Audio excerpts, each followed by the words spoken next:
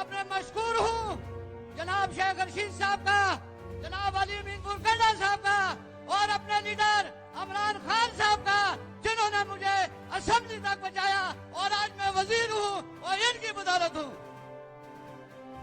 जनाब short time में अखीली बात कहना चाहता हूँ, हम इमरान हैं, इमरान हमारा है, हम पाकिस्तानी हैं, पाकिस्तान हमारा है। अस्सलाम वालेकुम।